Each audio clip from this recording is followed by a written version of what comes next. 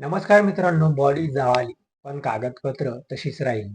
ऐनवेळी दोन्ही पायलट का बदलले? घातपात झाला की याची चौकशी करा. रुपाली पाटलांची मागणी. काय आहे ही बातमी आपण सविस्तर या चॅनलवरती बघणार आहोत.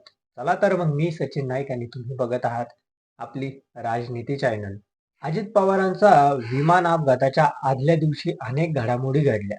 त्यामुळे त्यांचा विमान अपघातामागे काही घातपात आहे का याची चौकशी करावी अशी मागणी राष्ट्रवादीच्या नेत्या रुपाली पाटील ठोंबरे यांनी केली आहेत. आणि काय आहेत ही मागणी आपण सविस्तर आणि थोडक्यात या चॅनलच्या माध्यमातून बघणार आहोत.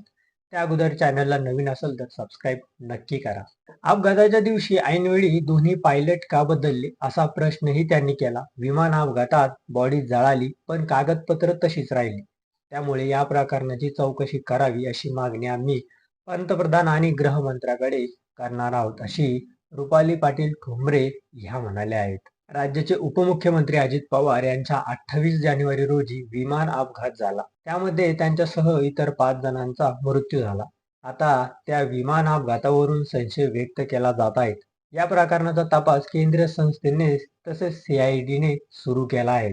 अजित पवारांच्या विमान अपघातावर संशय व्यक्त करत रुपाली ठोंबरे पाटील म्हणाले की आज 5 दिवस झाले आमचा मेंदू बधीर झाला आहे. अजित पवार सकाळी 8 वाजता ज्या विमानाने येणार होते त्यांचे पायलट आणि को पायलट दोघेही ट्रॅफिकमध्ये अडकले आणि ऐनवेळी बदलले गेलेत.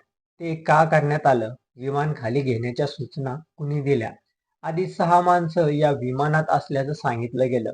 मृत्यू 5 जणांचा झाला. मग 6वा माणूस कुठे गेला आहे? पुढे रुपाली पाटील ठोंबरे असेही म्हणाल्या की लँडिंगच्या वेळी अडचणी असताना ते विमान खाली घेण्याच्या सूचना कुणी दिल्या? अडचण असेल तर ते विमान पुणे, सोलापूर किंवा इतर ठिकाणी उतरवायला हवं होतं. मात्र तसं न करता बारामतीमध्येच का उतरलं? विमान अपघातात सकाळी बॉडी जळाल्या पण कागदपत्रे तशीच राहिली. त्यामुळे हा अपघात आहेत की त्यामागे काही कट कारस्थान आहेत याची चौकशी झालीच पाहिजेत. आपण हा अपघात नसल्याचं म्हणून आणि दुसरीकडे ज्यांनी हे कट कारस्थान केलं आहे तो मोकाट सुटायला नको असं रुपाली ठोंबरे पाटील म्हणाले आहेत. अजितदादांचा अपघात ही संपूर्ण महाराष्ट्राची मोठी हानी आहे. त्यामुळे हा अपघात आहेत की घातपात हा प्रश्न फक्त रुपाली पाटील ठोंबरेच नाही तर प्रत्येक महाराष्ट्रातील व्यक्तीचा आहे. त्यामुळे याची चौकशी करावी अशी मागणी रुपाली पाटील यांनी केल्या आहेत. तर तुम्हाला काय वाटतं दादाबद्दल हे आमच्या चॅनलच्या कमेंट बॉक्समध्ये नक्की कळवा आणि व्हिडिओ आवडला असेल तर चॅनलला